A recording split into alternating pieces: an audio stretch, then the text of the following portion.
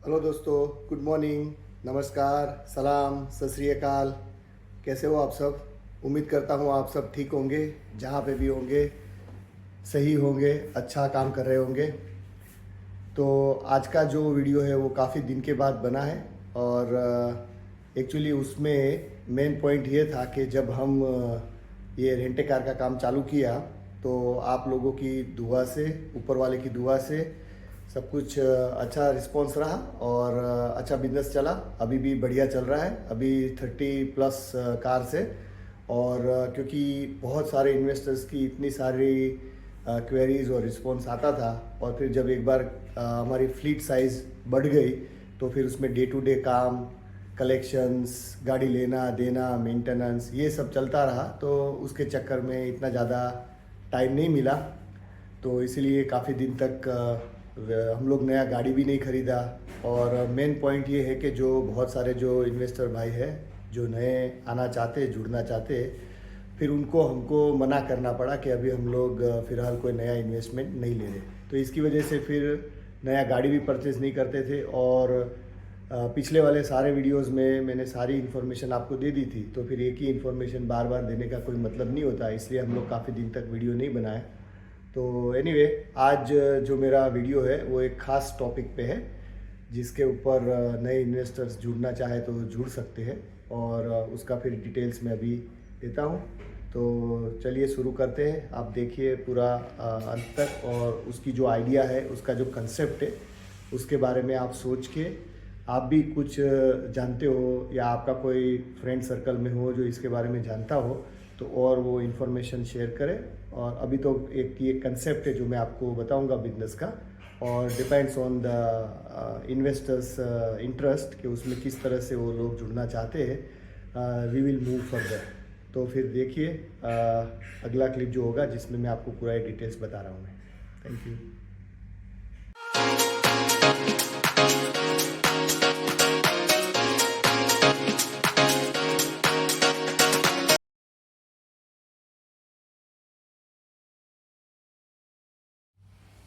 हाँ दोस्तों, तो जो मैं आपको जो बिजनेस आइडिया के बारे में डिस्कस कर रहा हूँ वो ये है कि अभी हम लोग जो रेंटे कार कर रहे हैं सेम टाइप में थोड़ा सा एक एडिशन करेंगे जिसमें जो पैसेंजर बस है starting from 13 seater to 67 seaters.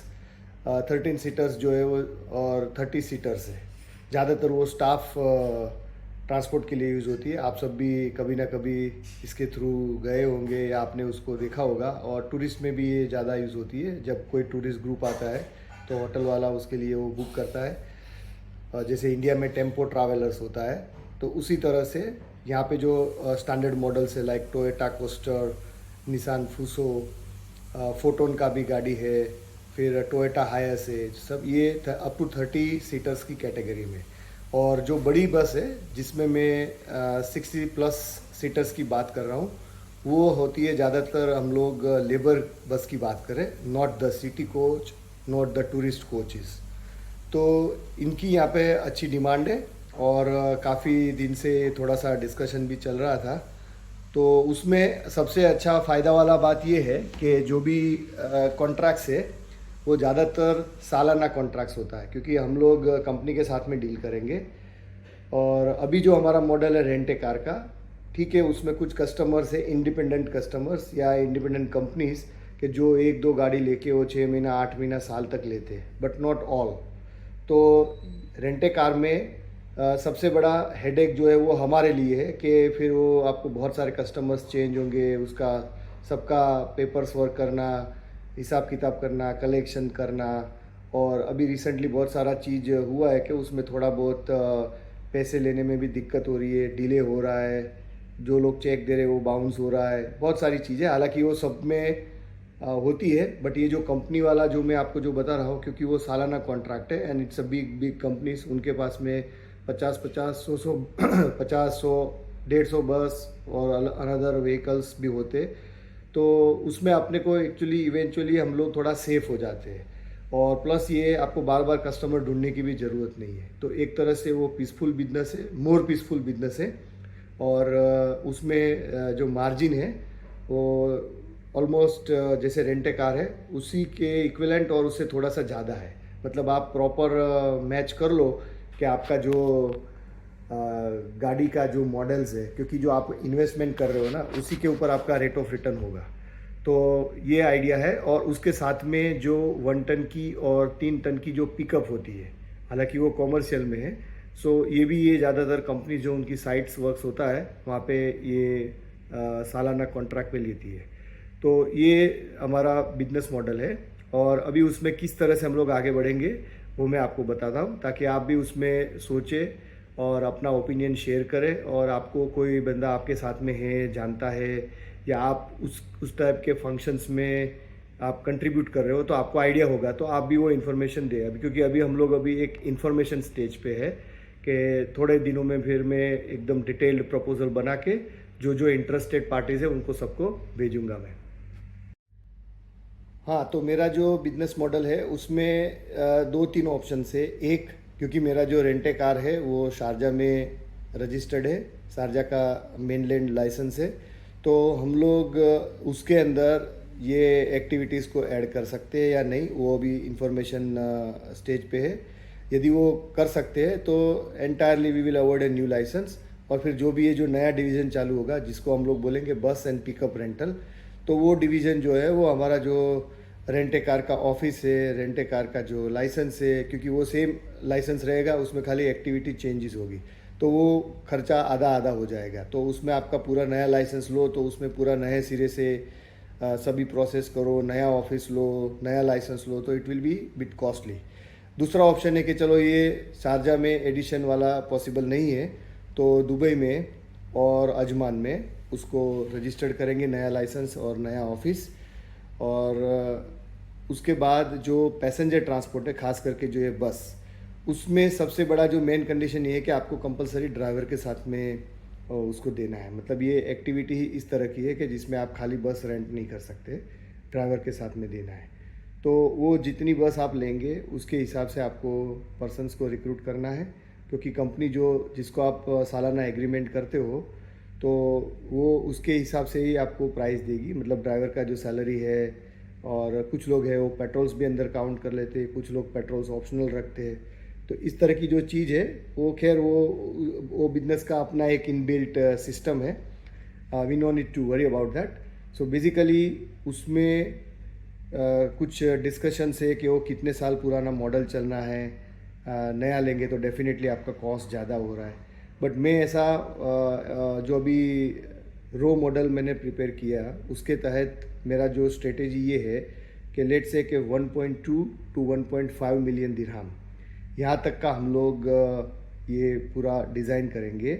और उसका मेन स्ट्रेटेजी ये रहेगा कि उसमें हम लोग 3 से 6-7 इन्वेस्टर्स और यहाँ तक कि 10 इन्वेस्टर्स, जिसको हम लोग बोलते हैं फाउंडिंग इन्वेस्टर्स, तो आप उसमें जिस तरह से कंट्रीब्यूट करेंगे उतना % of profit you are going to claim. अभी जो ये बिजनेस ऑपरेशन से I will be a operating partner. मतलब जो आप लोगों ने जो पैसा डाला, समझो कि आप 10 इन्वेस्टर्स है, हर एक इन्वेस्टर्स ने 1 लाख दिरहम दिया तो 1 मिलियन हुआ।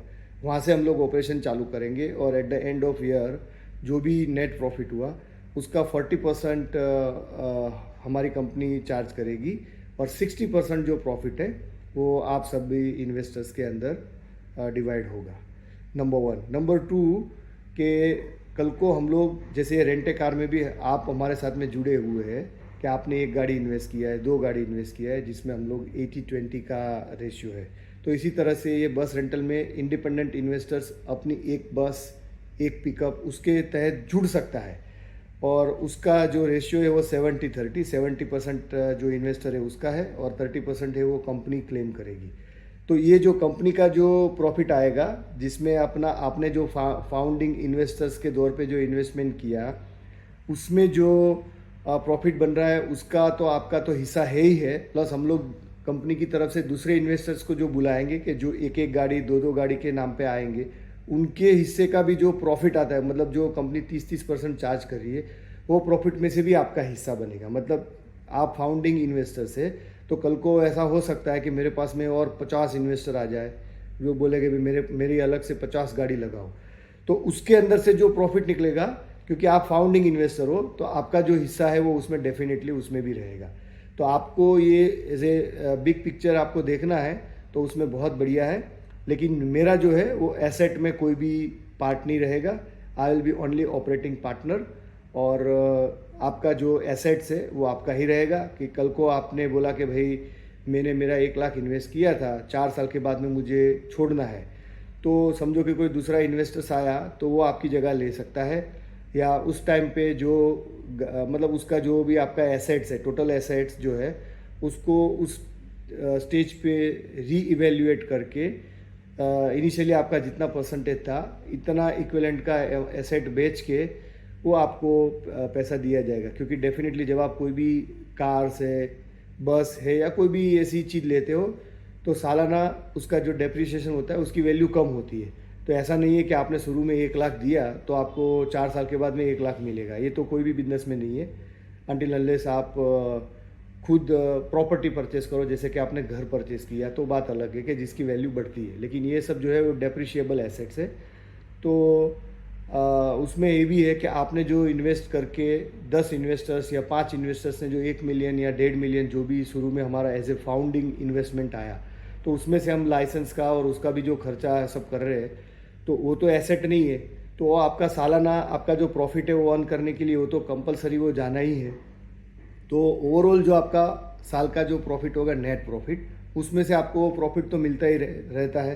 प्लस आप नए इन्वेस्टर्स जुड़ेंगे, उसका जो प्रॉफिट हिस्सा है जो कंपनी उसको चार्ज करेगी उसमें से भी आपका है। तो ये आपके लिए बहुत एक फ़ायदा वाला ऑप्शंस रहेगा।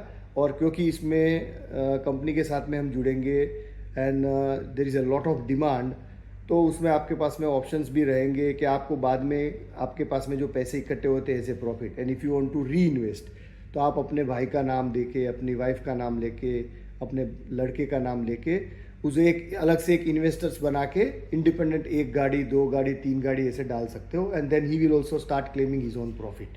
तो ये आपके पास में हमेशा ये ऑप्शंस अलग रहेगा अदर देन फाउंडिंग इन्वेस्टमेंट। तो आप उसके बारे में सोचिए। जो मेरा जो इनिशियल टारगेट है कि कम से कम 1 मिलियन से 1.1 से 1.5 मिलियन होना चाहिए, क्योंकि जो बस है, बड़ी बस 60 सीटर्स बस, वो यदि आप यूज्ड वाली भी लेने जाएंगे तो आपको 90,000 से लेके 115,000 की है, और ब्रांड न्यू बस लेते हैं सो इज़ ऑलमोस्ट 200,000। तो हमारा जो मॉडल जो है, जो इकोनॉमी ऑफ स्केल जिसको बोलते हैं, उसको यदि आप चेक करें तो एटलीस्ट आपके पास में 8 से 9 व्हीकल होने चाहिए। जैसे कि 5 बड़ी बसें हैं, 2 छोटी बसें हैं, उससे भी और 2 छोटी बसें 13 सीटर, 4-5 पिकअप है। तो आपको इतना इन्वेस्टमेंट करना ही है कि जिसके चलते आपका जो ऑफिस लाइसेंस और जो आपने एडमिन वाला बंदा रखा है, ये सब चीज़ है उसमें जस्टिफाई है। तो और उसमें फ़ायदा बहुत है, ऐसा नहीं है कि ये सब खाली खर्चा निकालने के लिए, बट आपको ग्रोथ करना है। तो जितना व्हीकल्स आपके पास में ज़्यादा है, क्योंकि बाकी का खर्चा फिक्स्ड है, सो वो हम लोग ग्रेजुअली उसके ऊपर कर सकते हैं, और उसके अच्छा खासा डिमांड है तो उसका फ़ायदा उठा सकते हैं। तो ये हमारा मॉडल है, उसके ऊपर आप सोचना और अपनी कमेंट्स शेयर करना। थैंक यू दोस्तों। और फिर मैं थोड़े दिन के बाद में आपको एक क्या बोलते हैं कि सेमी प्रीपेड मॉडल भी भेजूंगा, ताकि उसके हिसाब से आपको पता चले कि उसमें क्या खर्चा है, किस तरह का है। हालांकि मैं ये ओपनली यूट्यूब पे नहीं भेजूंगा। जो मेरे एग्जिस्टिंग इन्वेस्टर्स है और जो नए इन्वेस्टर है जिसको मैंने रिसेंटली मना किया कि भाई आप अभी, क्योंकि हम लोग ये रेंटे कार में इन्वेस्टमेंट नहीं ले रहे, उसमें थोड़ा सा ज़्यादा हार्ड वर्क है। और अभी जो हमारा जो मार्केटिंग सेटअप है वो 30-35 गाड़ी के लिए है, सो उतना गाड़ी हमारे पास में है।